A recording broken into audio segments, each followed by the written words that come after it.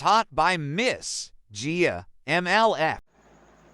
Hello students, good evening to you all and Assalamu alaikum warahmatullahi wabarakatuh. இன்றைய நாள் வகுப்பில் கலந்துரையாட போகிற விடியம் என்னென்னு சொன்னால் கனவடிவாதம் அல்லது கியூபிசம்னு சொல்லப்படுற ஒரு வாதத்தை பற்றி இன்றைய நாள் படிக்க போகிறோம்.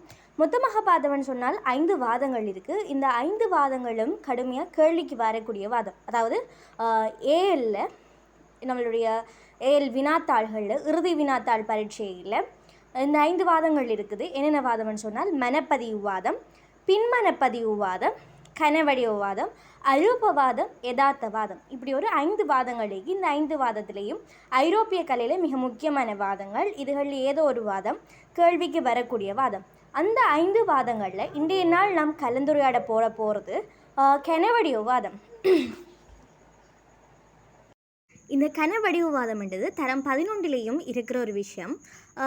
அதாவது இந்த கனவடிவாதம்ன்றதில் கலந்து கொள்கிற 2 ஓவிய கலைஞர்கள் பப்லோ பிக்காசோ மற்றும் ஜார்ஜ் பிராக் போன்ற 2 ஓவிய கலைஞர்களை அடிப்படையாக கொண்டு தோற்றம் பெற்ற ஒரு வாதம் தான் இந்த கனவடிவாதம்ன்றது. ஓஎல்ல நம்மளுடைய பப்லோ பிக்காசோவோட மட்டுமே நிறுத்தப்படுகிறது. ஏஎல்ல ஜார்ஜ் பிராக் என்பவரையும் விரிவாக சொல்லி இந்த கனவடிவாதத்தில் விரிவாக்கத்தை சொல்கிறாங்க. ரைட். கனவடிவாதம்னு சொல்கிறோமே, இந்த கனவடிவாதம் என்று சொன்னால் என்னன்ற ஒரு பெரிய கொஷன் உங்களுக்கு இருக்கும். எஸ், கனவடிவாதம்ன்றது என்னென்னு சொன்னாப்பில்ல 20ஆம் நூற்றாண்டில் பாரிய தாக்கத்தை ஏற்படுத்துகிற ஒரு வாதம் தான் இந்த கனவடிவாதம்ன்றது. தாக்கத்தை செலுத்துகிற ஒரு சம்பிரதாயமான ஒரு வாதமாக என்ன செய்யுது விளங்குது. அதோட கலை வரலாற்றில் பிரதானமான ஒரு சந்திஸ்தானமாகவும் திகழ்கின்ற ஒரு வாதம் தான் இந்த வாதம். இது முற்றுமுழுதாக மறுமலர்ச்சி காலத்திற்கு பிற்பட்ட காலத்தில் நல்ல பிரபல்யம் அடைந்த ஒரு வாதம் தான் இந்த வாதம். உண்மையான உருவங்களுக்கு பதிலாக உண்மையாக ஒரு வடிவங்களை சொல்கிறதுக்கு பதிலாக கேத்திரகணித வடிவங்களில் உள்ளடக்கிய பாவம் நிறைந்த கற்பனை வடிவங்களில் உள்ளடக்கிறது தான் இதில் நோக்கமாக இருந்துச்சு. சொல்லப்போனால் உங்களுக்கு தெரியும், கேத்திரகணித வடிவங்கள் அல்லது கனவடிவாதத்துக்குள்ளே உள்ளாக்கப்படுகின்ற உருவாக்கப்படுற படங்கள் என்னென்னு உங்களுக்கு தெரியும். கூம்பு, கோளம், அதே மாதிரி வட்டம், உருளை, முக்கோணம், சதுரம், செவ்வகம் இப்படியான போன்ற வடிவங்களை பயன்படுத்தி ஒரு ஆக்கத்தை உண்மையான ஒரு உருவுக்கு பதிலாக கொண்டு வர்ற ஒரு ஆக்கம்தான் இந்த கனவடிவாதம் என்று சொல்கிறது. இந்த கனவடிவாதம் தான் இதனுடைய ஆரம்பம் 20ஆம் நூற்றாண்டில் பாரிய தாக்கத்தை உருவாக்கின ஒரு காலம். ரைட். அகடமிக் வாத கோட்பாடுகளிலிருந்து மாறுபட்டது முற்றுமுழுதாக. கனவடிவாத கலைஞர்கள் பெரும்பாலானவர்கள் ஊடகமாக எண்ணெய் வண்ணம், கேன்வஸ் தளம் இதுகளை தான் என்ன செய்கிறாங்க, ஊடகமாக பயன்படுத்தி உருவங்களை ஆக்கக்கூடியதாக இருக்கிறாங்க. நான் உங்களுக்கு ஆரம்பத்திலேயே சொல்லியிருந்தேன், கனவடிவாத கலை என்று சொல்லி நம்ம படிக்க போகலையே கனவடிவாதம் என்று சொல்ல போகலையே நம்ம 2 கலைஞர்களை பற்றி படிப்போம். பப்லோ பிக்காசோ மற்றும் ஜார்ஜ் பிராக் போன்ற கலைஞர்கள். பப்லோ பிக்காசோவினுடைய 3 ஆக்கங்கள் தொடர்பாகவும் ஜார்ஜ் பிராக்கினுடைய 3 ஆக்கங்கள் தொடர்பாகவும் பார்க்க போகிறோம். இந்த 2 பேர் பற்றி சொல்ல போகலே சொல்லிட்டேன் நான். இவங்க 2 பேருமே யார்? கனவடிவாத ஆக்கள். கனவடிவாதம் என்றாலும் உண்டு, கியூபிசம்னு சொன்னாலும் உண்டு. ரைட். நம்மளுடைய பப்லோ பிக்காசோவினுடைய ஆக்கங்களாக நம்ம என்ன பார்க்குறோம்னு சொன்னால் அவிக்னோன் யுவதிகள் பார்க்குறோம். அதே போல் குவானிகான்னு சொல்லப்படுற ஓவியம், ஓலமிடும் பெண் என்று சொல்லிட்டு ஓஎல்ல அவிக்னோன் யுவதிகள் மற்றும் குவானிகா போன்ற ஓவியங்கள் இருக்குது. ஏஎல் நீங்கள் அட்வான்ஸ் லெவல் வந்தோன்னே இது ஓலமிடும் பெண்ணுன்னு சொல்லப்படுற ஓவியம் ஒன்று எக்ஸ்ட்ராவாக படிப்பீங்க. அதே போல் ஜார்ஜ் பிராக்கினுடைய ஓவியங்களை பற்றி பார்த்தீங்கன்னு சொன்னால் ஜார்ஜ் பிராக்கினுடைய ஓவியங்களாக வீடுகளும் மரங்களும், அதே போல் அசையா பொருட்களை வீடுகளும் மரங்களும், கிட்டாருடன் உள்ள மனிதர், பீடா மேசை, அதே போல் அசையா பொருட்கள், மெண்டலினை ஏந்திய பெண், பீடா மேசை, இப்படி தனியாக காட் விளையாடு பெண்ணு நிறைய ஓவியங்களை வரைஞ்சிருக்கிறார். அதே மாதிரி பப்லோ பிக்காசோனுடைய ஓவியங்கள்லையும் அவிக்னோன் யுவதி, குவானிகா, ஓலமிடுற பெண், நிர்வாணமான 3 பெண்கள், பந்தின் மேல் சமநிலையில் நிற்கும் சிறுமி, 3 சங்கீதக்காரர்கள், கிட்டார் வாசிப்பவர், ஆடு என்று நிறைய ஓவியம். ஆனால் பாடப்பரப்பில் என்னென்ன ஓவியம் பார்க்குறேன்? அவிக்னோன் யுவதி, குவானிகா, ஓலமிடும் பெண். அதே போல் ஜார்ஜ் பிராக்கினுடைய ஓவியங்களில் 3 ஓவியங்கள் தொடர்பாக படிப்பும் பாடப்பரப்பில். ஒன்று வீடுகளும் மரங்களும், கிட்டாருடன் உள்ள மனிதன், பீடா மேசை. இப்படி சொல்லப்படுற 3 ஓவியங்களும் நம்ம சிலபஸில் படிக்கப்படுற விஷயமாக இருக்குது. ஓகே, இதில் நம்ம முதலாவது பார்க்க போகிறது பப்லோ பிக்காசோன்னு சொல்லப்படுற ஓவிய கலைஞர். இவருடைய வரலாற்று ரீதியாகவும் வாழ்க்கை வரலாறுகள் மற்றும் அவருடைய ஓவியங்கள் தொடர்பாகன்னு சொல்லப்படும் ஒவ்வொரு காலகட்டங்களையும் பிரித்து அதில் என்னென்ன ஓவியங்கள் வரையப்பட்டிருக்குதுன்னு சொல்லிட்டு நம்ம நோக்கினோமானால் பப்லோ பிக்காசோவோட அங்கே பேர்த் டீட்டெயில்ஸ், அதோட அவர் எப்படி எப்படி ஓவிய வரலாற்றுக்குள்ளே கால் பதிக்கிறாரு என்ற விடயம் தொடர்பாக பார்த்தோம்னு சொன்னால் 20ஆம் நூற்றாண்டில் வாழ்ந்த ஒரு சிரேஷ்ட ஓவிய கலைஞராக நம்மளுடைய பப்லோ பிக்காசோ காணப்படுறாரு. இவர் கலைத்துறைக்கு ஓவிய கலைத்துறைக்கு செய்த பங்களிப்பு ஒரு கொஞ்ச நெஞ்சம் இல்லை, நிறைய மெச்சத்தக்க ஒரு விடயமாக காணப்பட்டது. அதே நேரத்துக்கு இவருடைய ஊடக பாவனையாக கேன்வஸ் தளமும் எண்ணெய் வர்ணங்கள் போன்ற ஊடகங்களை பயன்படுத்தி இவர் ஓவியங்கள் ஆக்கங்களை நிர்மாணிக்கிறாரு. அதே போல் கருத்து வெளிப்பாட்டு கனவடிவவாதத்தினை பயன்படுத்தி ஒரு சிறந்த வெளிப்பாட்டினையும் சிறப்பையும் கருத்து வெளிப்பாட்டில் பாவத்தையும் ஓவியத்தில் ஒன்றிணைத்த ஒரு கலைஞராகத்தான் உங்களுடைய பப்லோ பிக்காசோன்னு சொல்லப்படுற ஓவிய கலைஞர் காணப்படுறாரு. இவருடைய ஓவியங்கள் உங்களுக்கு தெரியும், மேற்கூறப்பட்ட மாதிரி 3 ஓவியங்கள் பற்றி அந்த ஓவியங்களில் இவருடைய ஆக்கங்கள் தொடர்பாக விரிவாக சொல்ல போகிறோம். இவருடைய ஓவிய காலங்களை பார்த்தோம்னு சொன்னால் பிள்ளைகள் வாழ்க்கையில் பல்வேறு பிறழ்வுகளுக்கு முக்கியம் கொடுத்த இவருடைய வாழ்க்கையில் படைப்புகள் 3 காலங்களாக பிரிக்கிறாங்க. நீலயுகம், இளஞ்சிவப்பு யுகம், கனவடிவவாத யுகம். நீலயுகம், இளஞ்சிவப்பு யுகம், கனவடிவவாத யுகம்னு சொல்லி போட்டு 3 யுகமாக ஓவியங்களை பிரித்து ஓவியங்களை வரைகிறாரு. நீல யுகத்தில் எப்படியான ஓவியங்கள் இருக்குமென்னு சொன்னால் கவலையுடனான ஓவியங்களை அதிகமாக வரைகிறாரு. அதே நேரத்துக்கு இளஞ்சிவப்பு யுகங்களில் சற்று மகிழ்ச்சியான வெளிப்பாடுகள் காணப்பட்டது. கனவடிவவாதத்தில் பிரகாசமான வெப்ப வண்ணங்கள் இதுகள்லாம் பயன்படுத்தி ஓவியங்களை ஆக்குறாங்க. ரைட். கனவடிவாத யுகத்திற்கும் இளஞ்சிவப்பு யுகத்துக்கும் இடையிலான கனவடிவாத யுகத்திற்கு முன்ன காணப்பட்ட ஆரம்ப காலத்தில் ஆப்பிரிக்க முகமூடி கலையிட்ட தாக்கமும் என்ன செய்யப்பட்டது, செல்வாக்கு செலுத்துது. அதால் ஆப்பிரிக்க முகமூடி கலையிட தாக்கம் காரணமாக அந்த காலமும் என்ன செய்யுது, இதோட இணையுது. சரி, ஆனால் பெரும்பாலுக்கும் இல்லை. 3 யுகங்கள் நன்மை, நீலயுகம், இளஞ்சிவப்பு யுகம், கனவடிவாத யுகம். கனவடிவாத யுகத்துக்கு ஆரம்ப காலத்தில் ஆப்பிரிக்க முகமூடி கலையிட தாக்கம் செல்வாக்கு செலுத்துது. இவர் கவலையுடன் கூடிய எண்ண ஓட்டங்களை நீல யுகத்தில் நீல வர்ண சாயல்கள் கலந்த மாதிரி ஓவியங்களை வரைஞ்சிருக்கிறாரு. மகிழ்ச்சியான காலங்களில் இளஞ்சிவப்பு காலத்திலையும் ஓவியங்களை வரைஞ்சிருக்கிறாரு. ரைட். இவருடைய ஓவியங்கள் எளிமையான கனவடிவாதங்களை பயன்படுத்த இவருடைய ஆக்கங்கள் நிர்மாணிக்கப்படுது. சரியா? அதோட வட்டம், சதுரம், கோணம் ஆகிய வடிவங்களை ஆதாரமாக கொண்டு தளத்துக்கு தேர்ந்தெடுக்கப்படுற மனித உருவங்களில் தேவையற்ற பகுதிகளை அகற்றி அல்ல அவசியமான பகுதிகளை மாத்திரம் பயன்படுத்தி பாவ வெளிப்பாட்டுடன் கூடிய ஓவியங்களை மாத்திரம் கலையாக்கங்களில் ஆக்குவதில் பிக்காசோ விருப்பம் கொண்டு ஒரு சிறந்த கலைப்படைப்புகளையும் படைத்த ஒரு கலைஞர் தான் பப்லோ பிக்காசோ. இவருடைய ஆக்கங்கள் மேற்கூறப்பட்ட மாதிரி அவிக்ஞன் யுவதிகள், குவானிகா, ஓலமிடும் பெண், நிர்வாணமான 3 பெண்கள், பந்தின் மேல் சமநிலையில் நிற்கும் சிறுமி, 3 சங்கீதக்காரர்கள், கிட்டார் வாசிப்பவர், ஆடு, வெண்கலச்சிலை இப்படி போன்ற ஆக்கங்களை நிர்மாணித்திருக்கிறாரு. பாடப்பரப்பில் 3 ஆக்கங்கள் தொடர்பாகத்தான் நாம் என்ன செய்ய போகிறோம், படிக்கவும் போகிறோம். சரியோ? ரைட். இதில் பார்த்தோம்னு சொன்னால் முதலாவது ஆக்கங்களாக நம்ம பார்க்குறது அவிக்ஞன் யுவதிகள் என்று சொல்லப்படுற ஓவியங்கள். மேலே கூறப்பட்ட விடயங்கள் எப்படி கனவடிவாதம் உருவாகிச்சு, கனவடிவாதம் மனுஷனா என்ன, அதில் யார் யார் கலைஞரை பற்றி படிக்க போகிறோம், என்னென்ன ஓவியங்கள் படிக்க போகிறோம்ன்ற எல்லா விடயங்களும் மேலே நான் எல்லாம் சொல்லிட்டேன். ஸோ இப்போ நம்ம அவிக்ஞன் யுவதிகள், அதே நேரத்துக்கு நம்மளுடைய குவானிகா ஓவியம், ஓலமிடும் பெண் என்ற 3 ஓவியங்களையும் தான் விரிவாக பார்க்க போகிறோம். அவிக்ஞன் யுவதிகள் என்று சொல்லப்படுற ஓவியத்தை எடுத்து பார்த்தோம்னு சொன்னால் 1907 பிக்காசோவால் வரையப்பட்ட இந்த ஓவியம் ஓவியக்கலை வரலாற்று வடிவமைப்புகளை மோடிப்படுத்துறதுல ஒரு வெற்றி கண்ட ஒரு ஓவியம் தான் இந்த ஓவியம். அதாவது 1907 வெற்றி கண்ட ஒரு ஓவியமாக இந்த ஓவியம் காணப்படுது. அதே நேரத்துக்கு இதில் என்ன ஸ்பெஷல் என்று கேட்டிங்கன்னு சொன்னால் கனவடிவாத ஓவிய கலையிட ஒரு முதற் படைப்பாக கருதப்படுறது தான் இந்த அவிக்ஞன் யுவதிகள் என்று சொல்லப்படுற விடயம். கனவடிவாதத்திடம் ஓவியக்கலையில் முதற் படைப்பாக கருதப்படுது. இதில் என்ன விடயம் இருக்குது, இந்த ஓவியம் ஏன் ஸ்பெஷலாக காணப்படுது சொல்லி பார்த்தோம்னு சொன்னால் நிர்வாணமான 5 யுவதிகளை கொண்ட இந்த ஓவியம் வரையப்பட்டிருக்குது. அகடமிக் கலையில் காணப்படுற பெண்களில் இயல்பான தன்மைகளை போக்கி கேத்திரகணித வடிவங்களால் இந்த பெண்ணுருவங்கள் வடிவமைக்கப்பட்டிருக்கிறாங்க.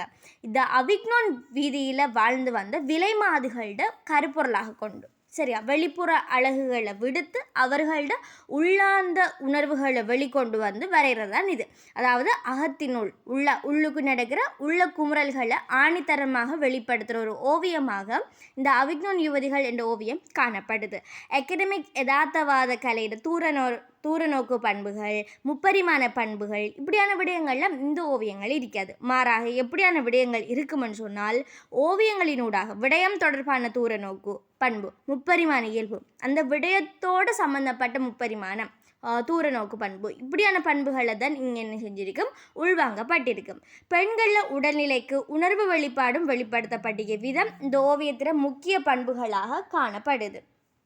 அதோட ஆப்பிரிக்க வேடமுகங்களில் காணப்படுற ஆழமான வெட்டுக்கள், அதாவது இந்த ஓவியத்தில் அவிக்னோன் யுவதிகள்னு சொல்லப்படுற இந்த ஓவியத்தில் ஆப்பிரிக்க வேடமுக கலையின் செல்வாக்கு செலுத்தப்பட்டிருக்குது. சரியா, ஆப்பிரிக்க வேடமுக கலையின் செல்வாக்கு செலுத்தப்பட்ட ஒரு ஓவியமாக காணப்படுறதால எப்படியான பண்புகளை வச்சு ஆப்பிரிக்க செல்வாக்கு செலுத்துது காண்போம்னு சொன்னால், ஆப்பிரிக்க வேடமுக கலையில் காணப்படுற ஆழமான வெட்டுக்களோட கூடிய இயல்புகள், அதே நேரத்தில் உளரீதியான எதிர்நிலையை பெண்களின் முகங்களின் மூலம் வெளிப்படுத்தப்படுறது, இதுகளை வச்சு நம்ம சொல்கிறோம் ஆப்பிரிக்க வேடமுக கலையின் தாக்கம் இருக்குதுன்னு சொல்லி.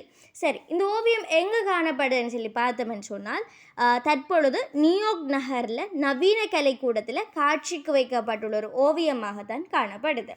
சரி, எந்த ஒரு ஓவியத்தை எடுத்தாலும் முக்கியமான பண்புகள் நம்ம என்ன விஷயம் விளங்கணும், இது என்ன ஊடகத்தில் நிர்மாணிக்கப்பட்டிருக்குது, இந்த ஓவியத்தில் பெயர் என்ன, அவிக்னோன் யுவதிகள். சரி, ஓவியத்தில் பெயர் அவிக்னோன் யுவதிகள்.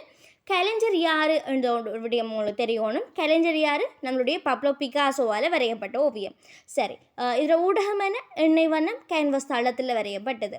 இந்த ஓவியத்துக்குன்னு சொல்லி போட்டு ஒரு கருப்பொருளிக்கும், இது என்ன விடயத்தை சொல்ல வருதுன்னு சொல்லப்படுற ஒரு விஷயம், அதுகள் நம்ம விளங்கி வச்சுக்கணும். அதில் என்ன கருப்பொருள்? அவிக்னோன் வீதியில் வசித்து வந்த விலை மாதிரிகளை கருப்பொருளாக கொண்டு தான் இது என்ன செய்யப்பட்டிருக்குது, வரையப்பட்டிருக்குது. கருப்பொருள் நீங்கள் எழுதினீங்கன்னு சொன்னால் கருப்பொருளோடு சேர்த்து கருப்பொருள் சித்தரிப்புன்றதும் கொடுக்கணும், அல்லது உருவ சித்தரிப்புன்னு சொல்லப்படுற விஷயம் கொடுக்கணும். அது எப்படி எழுதுறேன்னு சொன்னால், உருவச்சித்திரிப்பு என்ன, கருப்பொருள்ன்றது அவிக்னோன் வீதியில் வசித்து வந்த விலை மாதுகளை கருப்பொருளாக கொண்டு வரையப்பட்டிருக்குது என்றது கருப்பொருளாக இருந்தால், அது சித்தரிக்கிற விடயம் எப்படி இருக்கும், இவங்க வெளிப்புற அழகை விடுத்து உள்புற அழகுகளை கொண்டு வந்து வரையப்பட்டிருக்குது. அதே நேரத்துக்கு நிறுவனமான 5 யுவதிகளை கொண்டதாக காணப்படுது. அப்படியான விஷயங்களை கொண்டு எழுதுறது தான் அந்த ஓவியத்தை பற்றி சித்தரிக்கிற விடயங்கள் என்பது நீங்கள் என்ன செய்யலாம், கொடுக்கலாம். அதே நேரத்துக்கு பண்புகள் அல்லது ஏனைய விடயங்கள் தொடர்பாக பார்த்தீங்கன்னு சொன்னால், இந்த ஓவியத்தில் அகடமிக் வாத கலையிட தூரநோக்கு பண்பு, முப்பரிமாண பண்புகள் இல்லாமல் ஓவியம் தொடர்பான தூரநோக்கு பண்புகள், முப்பரிமாண பண்புகளை கொண்டு இந்த ஓவியம் வரையப்பட்டிருக்குது என்று சொல்லி எழுதினீங்கன்னா அதனுடைய பண்புகள் இல்லாட்டி ஓவியத்தின் பண்புகளாக என்ன செய்யப்படும், அது காணப்படும். சரியா, அப்போ அப்படியான பண்புகளை கொண்டு எழுதினீங்கன்னு சொன்னால் சரி. ரைட், இப்படி தான் ஏ லெவலுக்கு 5 மார்க்ஸ் கேள்விகளுக்கு வந்துச்சுன்னு சொன்னால் நீங்கள் என்ன செய்யலாம், எழுதலாம். இல்லாட்டி MCQ அதுகளுக்கு வந்தாலும் நீங்கள் என்ன செய்யலாம், ஒரு ட்ரை ஒன்று பண்ணி அதுகளுக்கு எழுதக்கூடிய வண்ணம் இருக்கும். அடுத்த ஒரு ஓவியமாக நம்ம பார்க்குறது குவானிகான்னு சொல்லப்படுற ஓவியம். இந்த ஓவியத்தை பார்த்தீங்கன்னு சொன்னாலே உங்களுக்கு விளங்கும், என்னென்று சொல்லியே நிறைய பேருக்கு விளங்குறே இல்லை, எப்படி வரையப்பட்டிக்குது, என்ன மாதிரி நோமலாக என்ன செஞ்சுருக்கிறாங்கன்னு விளங்குறே இல்லை. ஸோ இது கனவடிவாதத்தை பயன்படுத்தி வரையப்பட்ட ஒரு ஓவியம். இருந்த போதிலும் இந்த ஓவியத்தில் ஊடக பயன்பாடு தொடர்பாக உங்களுக்கு ஆரம்பத்திலேயே சொல்லியிலும், ஏன் எண்ணெய் வர்ணத்தை கொண்டு கேன்வஸ் தளத்தில் வரையப்பட்ட ஒரு ஓவியமாகத்தான் இந்த ஓவியமும் காணப்படுது. ரைட், இந்த ஓவியம் குவானிகான்னு சொல்லப்படுற ஓவியத்தில் கருப்பொருள் என்ன என்று விளங்கிச்சுன்னா அங்கே லேசாக விளங்கி கொள்ள போகலும். ஸோ குவானிகா ஓவியம் இடத்துல கருப்பொருள் என்னன்னு சொன்னால், வடக்கு ஸ்பெயின் பாஸ்க்ன்னு சொல்லப்படுற ஒரு பகுதியில் நிகழ்ந்த ஒரு குண்டு வீச்சு பின்னணியாக கொண்டு வரையப்பட்ட ஒரு ஓவியம் தான் இந்த ஓவியம். இது யுத்தத்தில் கொடுமையை சித்தரிக்கிற, அந்த ஒரு யுத்தம் ஒன்று நடந்து அந்த யுத்தத்தில் கொடுமையை சித்தரிக்கிற விஷயமாகத்தான் இது என்ன செய்யப்படுதுன்னா காணப்படுது. இந்த ஓவியத்தில் அளவு பரிமாணங்கள் தொடர்பாக பார்த்தோம்னு சொன்னால் 11 அடியும் உயரமும் 25 அடி நீளமும் கொண்டு ஒரு ஒருமை வர்ணத்தை கொண்ட ஒரு ஆக்கமாகத்தான் காணப்படுது. ஒருமை வர்ணம்னு சொன்னால் என்னன்னு சொல்லிவிட்டு உங்களுக்கு ஒரு சந்தேகம் வரலாம். எஸ், ஒருமை வர்ணம்னு சொல்கிறது என்னன்னு சொன்னால் பிள்ளை குறிப்பிட்ட வர்ணங்களை மாத்திரம் அடிப்படையாக கொண்டு வரையப்படுற ஒரு ஓவியம். ஸோ இந்த ஓவியத்தை எடுத்து பார்த்தோம்னு சொன்னாலும் ஒருமை வர்ணத்தில் பயன்பாடு காணப்படுது, சாயல் காணப்படுது. என்னென்னு சொன்னால் கருப்பு, வெள்ளை, சாம்பல், இடையிடையே கபிலம் போன்ற போன்ற வர்ணங்களை பயன்படுத்தி இது ஒருமை வர்ண சாயல்களை அடிப்படையாக கொண்டு வரையப்பட்ட ஒரு ஓவியமாக காணப்படுது. இதில் நிறைய விடயங்கள் எடுத்துக்க சொல்லப்படுது. அதாவது உருவச் சித்தரிப்பு தொடர்பாக பார்த்தோம்னு சொன்னால் நிறைய விடயங்கள் எடுத்து கூறப்படுது. இந்த கண் மாதிரி வரையப்பட்டதுக்குள்ளே எல்இடி லைட் மாதிரி ஒன்று வரையப்பட்டிருக்குதுன்னா ஸோ வரையப்பட்டதினூடாக மின்குமிழ் ஒன்று வரையப்பட்டதினூடாக தொழில்நுட்பத்தினாலே ஏற்பட்ட அழிவுகளை ஒரு வெறி கொண்ட கண்களுக்குள்ள ஒளிர மின்குமிழினூடாக அறியக்கூடியதாக இருக்குது. அதே நேரத்துக்கு இங்கே ஒரு ஜன்னல் மாதிரி ஒன்றும் ஒரு பாட்டி எட்டி பார்க்குற மாதிரியும் கையில் விளக்கொண்டும் ஏந்தி கொண்டிருக்கிற மாதிரி வரையப்பட்டிருக்குது. இது என்னென்னு சொன்னால் எதிர்பார்ப்பை அதாவது விளக்குடன் எண்ணலூடாக எட்டி பார்க்குற ஒரு பெண் இந்த ஓவியத்தில் காட்டப்பட்டிருக்கிற நோக்கம் என்னன்னு சொன்னால் எதிர்பார்ப்பை அடையாளப்படுத்துகிற மாதிரி வரையப்பட்டிருக்குதுன்னு சொல்லி போட்டு விமர்சகர்களும் என்ன செய்கிறாங்க, கருத்துகள் தெரிவிக்கிறாங்க. அதே நேரத்துக்கு இந்த ஓவியத்தில் நிறைய விடயங்கள் எடுத்து சொல்லப்படுது. இந்த ஓவியத்தில் இறந்த குழந்தையிட உடலை ஏந்தி ஓலமிடுற ஒரு பெண், ஒரு பசு, ஒரு குதிரை, இறந்த படை வீரன் ஒருவன், இதெல்லாம் ஆதாரமாக கொண்டு தான் இந்த ஓவியம் வரையப்பட்டிருக்குது. குதிரை உருவத்தை மையமாக கொண்டு அருவ வடிவத்தை உடைய மண்டைகோடு ஒன்றும் காணப்படுது. படை வீரன் ஒரு கையில் உடைந்த வாளொன்றும் மற்றைய கையில் மலரும் பூ ஒன்றும் என்ன செய்யப்படுது காணப்படுது. ஸோ இப்படியான விடயங்களை அடிப்படையாக கொண்டு வரையப்பட்ட ஒரு ஓவியம் தான் குவானிகா என்று சொல்லப்படுற ஓவியம். குவானிகான்னு சொல்லப்படுற ஓவியம். ஸோ இந்த ஓவியம் தற்பொழுது காணப்படும் இடம் என்னன்னு சொன்னால் ஸ்பெயின் மட்ரிட் நகர கலைக்கூடம் ஒன்றில் காட்சிப்படுத்தப்பட்டுள்ளதாக காணப்படுது. தனிமை, அவல ஓலம், உரிமையை கோரி கோஷமுற, மாண்டோரை கட்டி அணிகிற போன்ற உணர்வுகள் வெளிப்படுத்தப்பட்டுள்ள ஒரு ஓவிய ஆக்கமாக இந்த குவானிகான்னு சொல்லப்படுற ஓவியம் திகழுது. Right plane. அடுத்த ஓவியமாக பப்லோ பிகாசோட ஓவியமாக நம்ம பார்க்குறது ஓலமிடும் பெண் சொல்லப்படுற ஓவியம். ஸோ இது உங்களோட அளவுக்கு வரையப்பட்டிக்க மாட்டாது. நீங்கள் எக்ஸாம்னு சொன்னால் கத்திட்டிக்கிற மாதிரி தான் இந்த ஓவியம் வரையப்பட்டிக்குதுண்ணா. Right, okay. ஸோ இந்த ஓலமிடும் பெண் சொல்லப்படுற ஓவியத்தில் என்ன விஷயம் இருக்குது, எப்படி வரையப்பட்டிக்குது சொல்லி பார்த்தோம்னு சொன்னால் ஓலமிடும் பெண்ன்றது பிகாசோவால் 1937 வரையப்பட்ட ஒரு பெண்ணாக காணப்படுது. ஸோ இந்த பெண்ணை ஆக்கத்தை பார்த்தோம்னு சொன்னால் இடுப்புக்கு மேற்பட்ட ஒரு பெண் தான் இங்கே காணப்படுறா. இவட ஆக்கத்துக்கு பயன்படுத்திய ஊடக பயன்பாடு உங்களுக்கு தெரிஞ்சிருக்கும். எண்ணெய் வண்ணத்தை கொண்டு கேன்வஸ் தளத்தில் வரையப்பட்ட ஒரு ஓவிய ஆக்கம் தான் இந்த ஓலமிடும் பெண்ன்றது. இதில் கருப்பொருள் ரீதியாக பார்த்தோம்னு சொன்னால் கருப்பொருள் டோராமா என்று சொல்லப்படுற ஒரு பெண்ணை கருப்பொருளாக கொண்டு தான் வரையப்பட்டிருக்குது. அவள் கண்ணீரை தொடச்சி கொண்டு விக்கி அழுற காட்சியை தான் இந்த ஓவியம் என்ன செஞ்சிருக்கிறான், ஓவிய ஆக்கமாக கொண்டு வரையப்பட்டிருக்குது. சரியா? ரைட். இந்த ஓவியம் ஒரு முப்பரிமாண தன்மையை எடுத்துக்காட்டி அப்படி இப்படின்னு சொல்லலாம் இல்லை. உங்களுக்கு தெரியும் கனவடிவாதத்தை பயன்படுத்தி வரையப்பட்டிருக்குன்னு சொல்லி. அதே போல் வர்ணங்கள் பூசப்போக்கில் கூட தட்டையான வர்ணம் தான் பூசப்பட்டிருக்குது. அவட பாவ வழிபாட்டுக்கு பொருத்தமான வெப்ப குளிர் வர்ணங்கள் இரண்டும் ஒன்றோட ஒன்று உரசும் விதத்தில் வர்ணம் பூசப்பட்டிருக்குது. குவானிகாண்ட ஓவியம் உங்களுக்கு தெரியும். குவானிகா ஓவியம் ஒருமை வர்ணத்தை கொண்டு வரையப்பட்டிருக்குது. ஓலமிடும் பெண் என்ற ஓவியம் வெப்ப குளிர் வர்ணங்கள் ஒன்றோட ஒன்று உரசும் விதத்தில் பூசப்பட்டிருக்குது. அதே நேரத்துக்கு உருவத்தை சுற்றி என்ன செஞ்சுருக்கிறாங்க, கருப்பு நிற கோடுகள் வரையப்பட்டிருக்கிறாங்க. ஏன்னு சொன்னால் அந்த உருவத்தில் பகுதிகளை எடுத்து காட்டுறதுக்காக வெளிப்புறம் வரையப்பட்டிருக்கிறது. காரணம் என்னன்னு சொன்னால் இது என்னென்ன பகுதின்னு சொல்லிவிட்டு உருவத்தை லேசாக அடையாளம் காணக்கூடியதாகவும் என்ன செய்யப்பட்டிருக்குது, இலகுவாக வரையப்பட்டிருக்குது. சரியா? ரைட். இதுகளும் உங்களுக்கு என்ன செய்யலாம், எம்சிக்யூகளுக்கு வரலாம் அல்லது நார்மலாக 5 மார்க்ஸ் அப்படியான கேள்விகளுக்கு டேர்ம் அதுகளுக்கு வரக்கூடியதாக இருக்கும். சரியா? எம்சிக்யூகளுக்கும் நார்மலாக வரும். ரைட். இதுகளை நீங்கள் என்ன செஞ்சுக்கணும், நல்லா பார்த்துக்கணும். நிறைய எக்ஸாம் பேப்பர் செய்கிறதினூடாக இந்த கேள்விகள் எப்படி வரும், என்ன மாதிரி செய்யலாம்ன்ற ஒரு அறிவு உங்களுக்கு வளர்ச்சி அடையும். அடுத்த ஓவிய கலைஞராக நம்ம பார்க்குறது யாருன்னு சொன்னால் ஜார்ஜ் பிராக்னு சொல்லப்படுற கலைஞர். உங்களுக்கு தெரியும் கனவடிவாத கலைஞர்களில் ஒன்று நம்ம பார்க்குறோம், ஒரு கலைஞர் நம்ம பார்க்குறோம் பப்லோ பிகாசோன்னு சொல்லி. பப்லோ பிகாசோவுக்கு பிறகு அடுத்த கலைஞராக நம்ம பார்க்குறது ஜார்ஜ் பிராக்னு சொல்லப்படுற இந்த ஓவிய கலைஞர். இவர் யாருன்னு சொன்னால் எடுத்தோடனே ஓவிய துறைக்குள்ள கனவடிவாத கலைஞர்னு அடையாளப்படுத்தப்பட்ட ஒரு கலைஞர் இல்லை. இவர் நிறைய எக்ஸிபிஷன் அதுகளை செய்கிறாரு. இலங்கையில் பல்வேறு முறைகளினூடாக இலக்கு அடைகிறதுக்காக முயற்சிக்கிறாரு. அதே நேரத்துக்கு கண்காட்சியில் வைக்கப்பட்டு வர்ற ஆக்கங்கள் அதிகமான ஆக்களால் ரசிக்கப்படுது, இன்னும் கொஞ்சம் பேரால் மறுக்கவும் படுது. சரியா? இதில் கோபமுற்ற பிறாக்கு என்ன செய்கிறாருன்னு சொன்னால் எல்லா ஓவியங்களையும் எடுத்துகிட்டு ஒரு ஓவிய கண்காட்சி உண்டு, இவர் ஓவிய கண்காட்சி ஒன்று நடத்துகிறாரு. வேறு என்ன செய்கிறாரு, ஓவிய கண்காட்சி ஒன்றை நடத்துகிறாரு. அதில் இவருடைய ஓவியங்கள்லாம் பார்த்து போட்டு என்ன செய்கிறாங்கன்னு சொன்னால் ஆக்கள் கன வடிவவாதங்கள் அதிகமாக காணப்படுது. என்ன சொன்னால் அவரோட ஓவியங்களில் தட்டையான வடிவங்களை ஆழத்தை காட்டுறதுக்கு முயற்சித்திருக்கிறாரு. வர்ணங்களையும் வடிவத்துறைய கலவையையும் ஒன்றோடொன்று வேறுபாடுற விதத்தில் தெரியுது. இப்படியான ஆழமான கருத்துக்களை கொண்டிருக்குதுன்னு சொல்லிட்டு ஆக்களும் என்ன செய்கிறாங்க, விமர்சகர்களும் கருத்து தெரிவிக்கிறாங்க. ஸோ இதில் இவர் ஜார்ஜ் பிராக் என்றவர் கன வடிவவாத கலைத்துறையிட ஒரு கலைஞர் காணப்படுறாரு. பிரான்ஸ் நாட்டு கலைஞர் தான் இவர். இவரோட வளர்ச்சிக்கு அதாவது ஓவிய வளர்ச்சிக்கு பெரும்பணியாற்றிய கலைஞர். ஆரம்ப காலங்களில் போவிசம் கலை அமைப்போட அம்சங்களை பிரதிபலிக்கிற ஓவியங்கள் இவருடைய ஓவியங்களாக காணப்படுது. இயற்கை, அசையா பொருள் ஒருங்கிணைப்பு, கிட்டார் இசைப்பவன் போன்ற ஓவியங்கள் இவர் அதிகமாக என்ன செஞ்சிருக்கிறாரு, வரைஞ்சிருக்கிறாரு. ரைட். வீடுகளும் மரங்களும், கிட்டாருடன் உள்ள மனிதன், பீடா மேசை போன்ற ஓவியங்கள் தொடர்பாக இந்த வகுப்பில் நம்ம என்ன செய்ய போகிறோம், பார்க்க போகிறோம். இதில் வீடுகளும் மரங்களும் சொல்லப்படுற ஓவியத்தை எடுத்து பார்த்தோம்னு சொன்னால் 1908 வரையப்பட்ட ஒரு ஓவியம் தான் இது. 1908 எண்ணெய் வண்ணத்தை பயன்படுத்தி கேன்வஸ் தளத்தில் வரையப்பட்டது. இதில் என்ன விஷயம் காணப்படுன்னு பார்த்தீங்கன்னு சொன்னால் மரங்களின் ஊடாக காணப்படுற பல வீடுகள் தான் இதில் தெரிகிறது. எளிமையான கேத்திரகணித வடிவங்களை பயன்படுத்தி வீடுகளும் மரங்களும் வரையப்பட்டிருக்குது.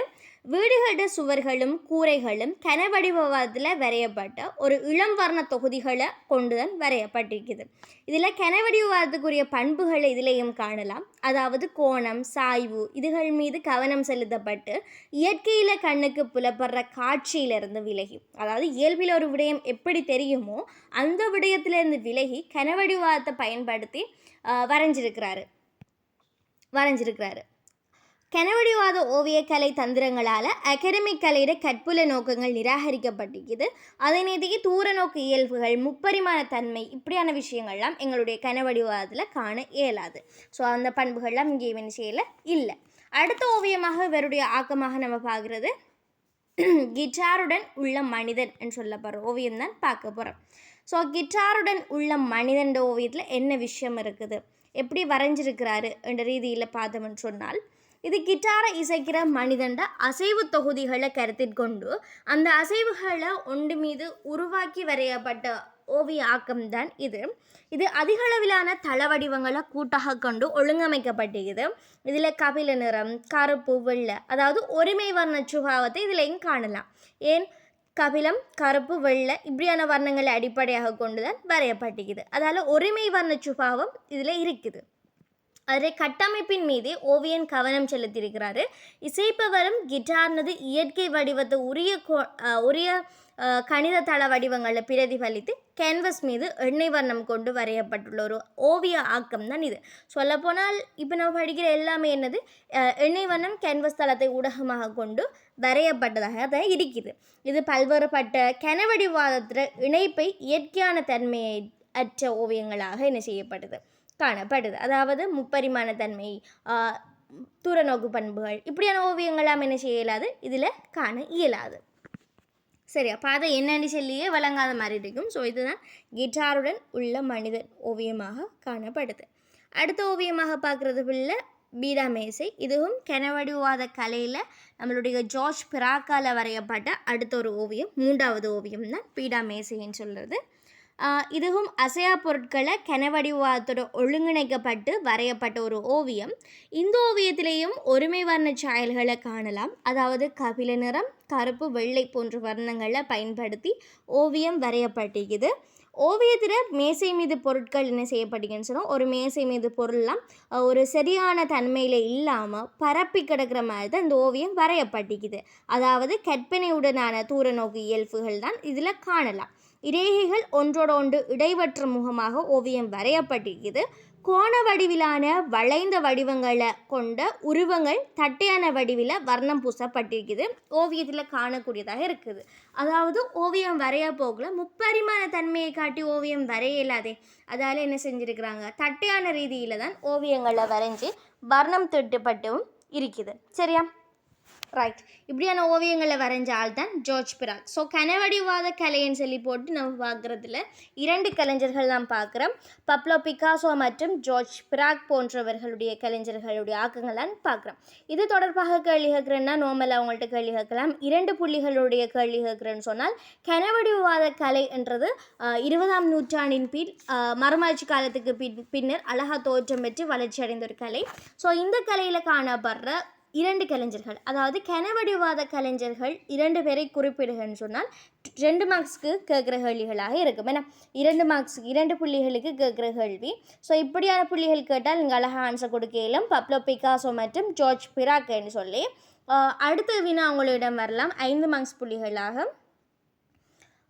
அவிக்டோன் யுவதிகள் தொடர்பாக குறிப்பிட்டு விளக்குகன்னு கேட்கலாம், சரியா? அல்லது விளக்குகள் மாதிரி என்ன செய்யலாம், 5 புள்ளிகளுக்கு கேட்கலாம். இல்லாட்டி வீடுகளும் மரங்களும் என்ற ஓவியங்கள் தொடர்பாக விளக்குகன்னு மாதிரி வரலாம், சரியா? அப்படி ஒவ்வொரு ஓவியங்களை தந்துட்டு விளக்குகன்னு சொல்லி வந்தால் 5 புள்ளிகளுக்கு கேட்டு வரோம். 8 புள்ளிகளுக்கு கேட்டு வரேன்னு சொன்னால் பப்லோ பிகாசோவினுடைய சிறந்த உணர்வுகளை வெளிப்படுத்துகிற, அதாவது அவிக்னோன் யுவதிகள் மற்றும் குவார்னிகா ஆகிய 2 ஓவியங்களினூடாக என்னென்ன உணர்வுகள் வெளிப்படுத்தப்படுது அப்படி குறிப்பிட்டு விளக்குக, இல்லாட்டி ஒப்பீட்டு ரீதியில் ஆராய்க அப்படி கேட்டாங்கன்னா அவிக்னோன் யுவதிகள் எப்படி இருக்குது, குவார்னிகா ஓவியம் எப்படி இருக்குது, இப்படியான விடயங்கள் நீங்கள் என்ன செய்யணும், குறிப்பிட்டு விளக்க வேண்டி வேறு. ஸோ இப்படியான கேள்விகள் தான் உங்களுக்கு பெரும்பாலும் வரும். ஸோ 5 புள்ளிகளுக்கு கேட்டு வரும், அதே மாதிரி 8 புள்ளிகளுக்கும் கேட்டு வரும். விளக்குக கேள்வி தான் பெரும்பாலும் 5க்கு வரும். ஒப்பிட்டு ஆராய்க அப்படின்னு சொல்லலாம் வர்றது 8 மார்க்ஸ் புள்ளிகளுக்கு 8 மார்க்ஸ் கேள்விகளுக்கு அதிகமாக வரும். Right, okay, have a nice day to you all and bye. Hello people, everyone support our efforts and continue to learn in our academy and share with others. From Miss Gia G.